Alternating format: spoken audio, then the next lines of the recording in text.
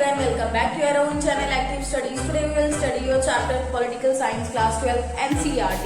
Chapter name is South Asia and the Contemporary World. इसका पुराना नाम था Contemporary World in South Asia. तो पुराने नाम को भूल गया तो हम नए नाम पे आते हैं. नया नाम है इसका South Asia and the Contemporary World. अब इसके बारे में जान लेते हैं कि इसके अंदर कितनी कंट्रीज है, कैसे कैसे ये बना था और इसका ज्योग्राफिकल स्ट्रक्चर क्या है, पॉलिटिकल स्ट्रक्चर क्या है, कितनी कंट्रीज है, कैसे वहां का रूल चलता है. ये सारा सिर्फ हमें इस चैप्टर के अंदर रीड आउट करना है, पढ़ना है. ठीक है. और इसके अंदर देखते हैं हम साउथ एशिया के अंदर कुल मिला के हमारी 8 कंट्रीज है. जैसा कि आपको दिख रहा होगा 8 कंट्रीज याद करने का सबसे अच्छा फॉर्मूला आपको साइड में दिख रहा है, अपनी एमबीबीएस. अपनी एमबीबीएस को याद करने का क्या तरीका है? ए से अफगानिस्तान, पी से पाकिस्तान, एन से नेपाल, आई से इंडिया, अपनी हो गया. एमबीबीएस मालदीव्स, एम से मालदीव्स, ठीक है. बी से बांग्लादेश, फिर दोबारा बी से भूटान और फिर एस से श्रीलंका. ये सारी जो कंट्रीज है साउथ एशिया की कंट्रीज में इंक्लूड होती है. किस कंट्रीज में इंक्लूड होती है? ये साउथ एशिया कंट्री में. ठीक है,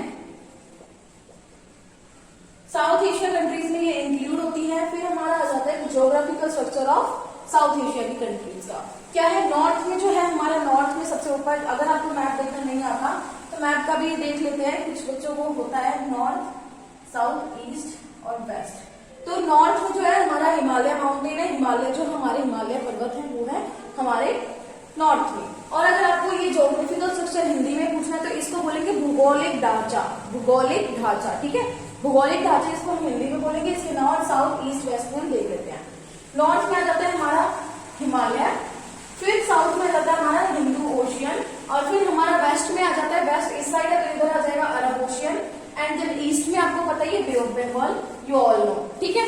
तो ये सारा जो है आपका ज्योग्राफिकल स्ट्रक्चर हो जाता है. ठीक है. हमारी 8 कंट्रीज है जिसको मैंने अपनी एमबीबीएस से याद करने का शॉर्ट ट्रिक बताई है. ठीक है. और अफगानिस्तान, पाकिस्तान, नेपाल, इंडिया, मालदीव, बांग्लादेश, भूटान, श्रीलंका याद रखिए. इसमें चाइना नहीं आएगा. कई बच्चे इसके अंदर गलती करके चाइना लिख देते हैं साउथ एशिया की कंट्री में, बट चाइना इसके अंदर नहीं है. ठीक है. अब हमें साउथ एशिया और इनकी कंट्रीज पता लग गई और उनके ज्योग्राफिकल स्ट्रक्चर पता लग गए. तो अब स्टार्ट करते हैं हमारा पॉलिटिकल स्ट्रक्चर क्या था. Political structure of south Asia. Political structure में क्या रहा है?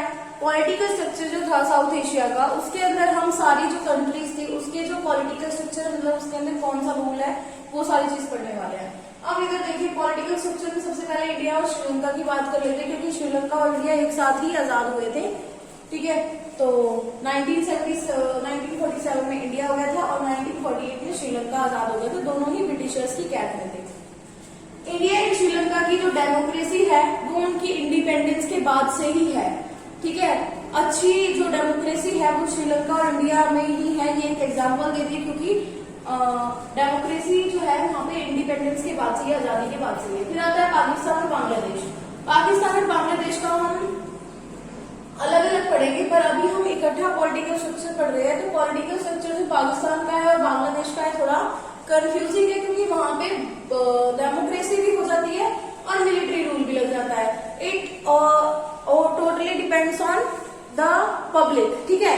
ये पब्लिक पे डिपेंड होता था कि पब्लिक चाहती है जब मिलिट्री रूल आए तो मिलिट्री आ जाती है, पब्लिक चाहे तो डेमोक्रेसी भी आ सकती है.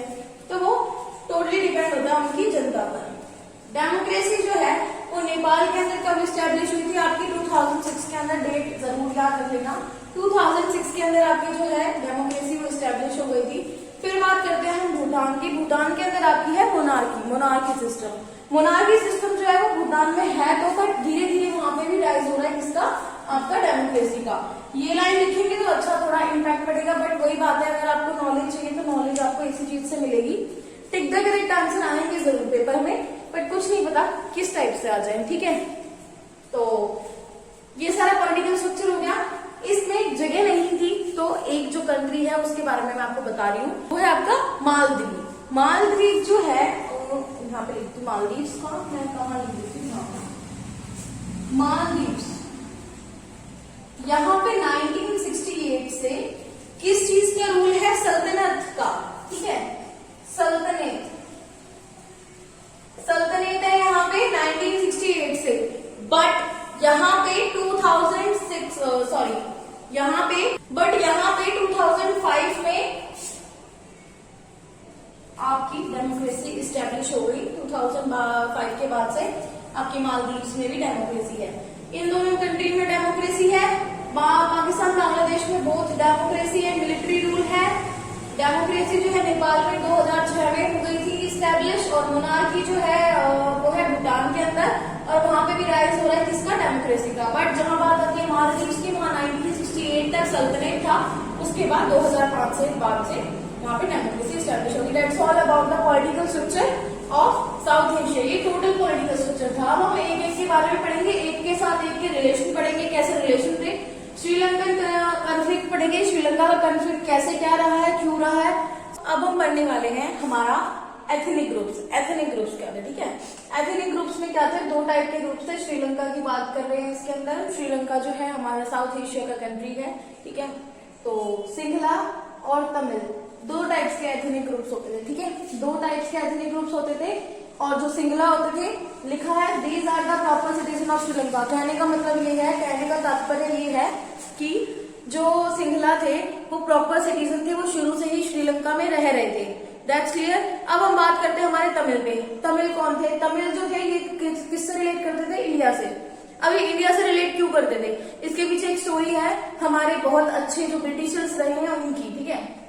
स्टोरी में क्या है, जो ब्रिटिश गवर्नमेंट थी हमारी इंडिया के अंदर जब रूल कर रही थी, तो उसने किसी वर्क से, किसी काम से क्या करा, हमारे जो तमिल्स थे उनको कहाँ ले आए, वो श्रीलंका ले आए, ठीक है। ये इंडिया के थे, श्रीलंका के जो आए श्रीलंका, ये तमिल्स जो थे ये इंडिया के थे, ठीक है। तो इंडिया के जो तमिल जब श्रीलंका लेके आए वो कुछ काम करने के लिए, तो क्या हुआ, ब्रिटिश गवर्नमेंट ने उन्हें वहीं पे छोड़ दिया, और वो किसी कारणवश वापस नहीं आ पाए। तो वो अब तक श्रीलंका में ही रहते, तो उनको तमिल बोला जाता है। सिंगला वालों ने अपनी अलग बना रखी है। बट अब क्या हुआ, धीरे धीरे सिंगला जो कम्युनिटी थी उन्होंने तमिल्स को डिस्क्रिमिनेट करना स्टार्ट कर दिया। फर्स्ट पॉइंट आ जाएगा हमारा डिस्क्रिमिनेशन। डिस्क्रिमिनेशन स्टार्ट कर दिया सिंगला वालों ने, किसके साथ, तमिल के साथ। क्यों स्टार्ट कर दिया, क्योंकि तमिल जो है वो इंडिया से रिलेट करते थे, ठीक है। तो 1948 में जब श्रीलंका आजाद हुआ, उसके बाद क्या हुआ, डिस्क्रिमिनेशन स्टार्ट हो गया। सिंगला वालों ने तमिल को डिस्क्रिमिनेशन स्टार्ट कर दिया इन एवरी सेक्टर, हर एक सेक्टर में। ऐसा कोई सेक्टर नहीं बचा जिसके अंदर इन्होंने इनका डिस्क्रिमिनेशन करना बंद कर दिया हो, ठीक है। फिर क्या करा, सेकंड पॉइंट बनाएंगे हम इसमें। इन्होंने जब ज्यादा कुछ बढ़ गया तो तमिल वालों ने क्या करा, तमिल वालों ने सिंगला वालों के अगेंस्ट वॉइस रेज करी, raise their voice against the Sinhala community. तो raise their voice against Sinhalas, ठीक है। प्रोनाउंसिएशन थोड़ी डिफरेंट हो सकती है, सिंपल फर्क पड़ता है, और कोई बात नहीं है। सिंगलास आ गया, अब हमारी बात आती है लिट्टे पे, ठीक है। बट अबाउट लिट्टे, लिट्टे किसने बनाया था, LTTE, ठीक है। सबसे पहले तो इसकी फुल फॉर्म देखते हैं, liberation tigers of Tamil, liberation tiger of Tamil Eelams. Tamil आ गया, समझ गए होंगे, तमिल ने बनाया था। तमिल ने बनाया था, क्यों बनाया था, रेज कर रहे थे जब अपनी, raise their voice against the Sinhalas. But फिर उन्होंने क्या बनाया था, लिट्टे बनाया था। जानकारी के लिए बता दूं, राजीव गांधी को लिट्टे ने ही मारा था, ठीक है। अब आते हैं लिट्टे जो है, liberation tigers of Tamil Elms, ये 1983 में बनाया गया था, ठीक है। 1983 में इसको बनाया गया था, डेट थोड़ी आगे पीछे हो सकती है, ठीक है।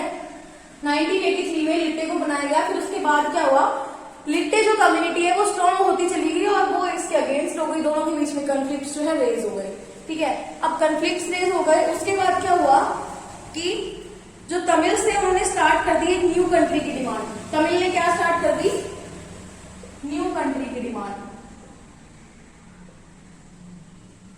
Tamil want new country, but that not possible at that time. ये पॉसिबल नहीं था, आज भी पॉसिबल नहीं है कि हम जो है न्यू कंट्री दे सके। श्रीलंका पहले ही छोटा देश है, अब इसके अंदर से भी एक और कंट्री बनेगी जो कि तमिल्स की हो गई, ये अच्छा नहीं रहेगा, ठीक है। फिर क्या हुआ, जो न्यू कंट्री के लिए डिमांड करी, तो इंडिया ने जो है अपनी पीस कीपिंग फोर्स, इंडिया ने पीस कीपिंग सेंट PKF, इसकी फुल फॉर्म है हमारी पीस कीपिंग फोर्स इन 1987।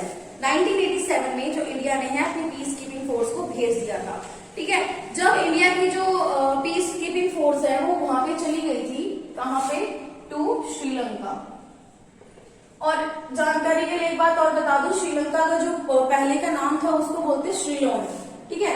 श्रीलोन जो है श्रीलंका का पहले का नाम है, ठीक है। पहले उसको श्रीलोन बोलते थे, अब उसको श्रीलंका बोलते हैं। अब इसके बाद में क्या बताना चाह रही हूँ, sent PKF peace keeping force to Sri Lanka in 1987 में इन्होंने भेज दिया अपनी, इंडिया वालों ने 1987 पीस कीपिंग फोर्स। इंडिया की आदत है बीच में घुसने की, दो आपस में लड़ रहे हैं, बीच में जा रहा है इंडिया, नहीं भाई मैं सुलझाऊंगा, मैं बनूंगा दादा सबका। बट ये चीज गलत थी इंडिया की, इंडिया ने श्रीलंका के मैटर में दखल अंदाजी नहीं करनी चाहिए थी, बट इंडिया ने करी। इंडिया ने अपनी पीस कीपिंग फोर्स श्रीलंका में भेजी और श्रीलंका ने एलिगेशंस लगाए इंडिया पे कि इंडिया हमारे इंटरनल अफेयर्स में दखल अंदाजी कर रहा है, ठीक है। हर एक डेमोक्रेटिक कंट्री में किसी भी बाहर की कंट्री को राइट नहीं होता कि वो दखल अंदाजी करे किसी भी कंट्री के अंदर, जो भी डेमोक्रेटिक कंट्री होती है। तो एलिगेशन लगाया श्रीलंका ने इंडिया के ऊपर, अब एलिगेशंस भी लग गए। अब क्या हुआ, 1989 में इंडिया को अपनी पीस कीपिंग फोर्स वापस लेनी पड़ी, ठीक है। यहां पे लिख देते हैं, इंडिया रिटर्न पीकेएफ कब, 1989 में, डेट याद होनी चाहिए कब गई और कब आई। पीकेएफ की full form piece keeping force, that's clear. इसके बाद हम देखेंगे श्रीलंका में हुआ क्या। जो इंडिया और श्रीलंका है वो उनका जो रिलेशन है वो बहुत ज्यादा अच्छा है। इंडिया और श्रीलंका जो रिलेशन है वो बहुत अच्छा है और इंडिया और श्रीलंका के बीच में एफटीए भी है, एफटीए, ठीक है। Sri Lanka and India both countries having FTA between them. FTA की फुल फॉर्म है फ्री ट्रेड एग्रीमेंट, ठीक है, फ्री ट्रेड एग्रीमेंट। अब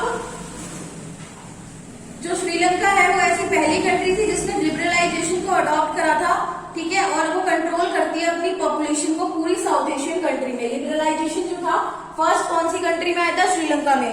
फर्स्टली किसने अडॉप्ट करा था लिबरलाइजेशन को, श्रीलंका ने। और ऐसी पहली कंट्री है श्रीलंका जिसने लिबरलाइजेशन को अडॉप्ट करा और सबसे ज्यादा ध्यान अपनी पॉपुलेशन के कंट्रोल पे लगाया, बल्कि छोटी सी है बट इसके पॉपुलेशन पे कंट्रोल साउथ एशिया कंट्री में श्रीलंका ने लगाया, ठीक है। श्रीलंका के बारे में हमने ऑल ओवर पढ़ लिया है, एक दो पॉइंट रह रहे हैं तो लास्ट में मैं बता देती हूँ। अब क्या है, 2004 में जब सुनामी आई थी श्रीलंका में तो श्रीलंका को हेल्प करी थी हमारे इंडिया ने, ठीक है, इंडिया ने हेल्प करी थी। अब आता है हमारा लास्ट पॉइंट जो है, प्रेजेंट में बहुत सारे कॉन्फ्लिक्ट्स देखने को मिल रहे हैं टिल प्रेजेंट की स्टिल जो है इंडिया कॉन्फ्लिक्ट्स दिख रहे हैं सिंगला और तमिल से, ठीक है, ये अभी तक सॉल्व नहीं हो पाए हैं ऐसा कहने में आता है। अब जो है हमारा एथनिक ग्रुप्स का एथनिक कॉन्फ्लिक्ट जो था श्रीलंका का वो हमारा कंप्लीट होता है। इसके बाद हम पॉलिटिकल स्ट्रक्चर सिंगल पढ़ेंगे। किसका, सबसे पहले तो हम पढ़ेंगे अब हमारा पाकिस्तान का, जहां पे बहुत ज्यादा कंफ्यूजन है, ठीक है।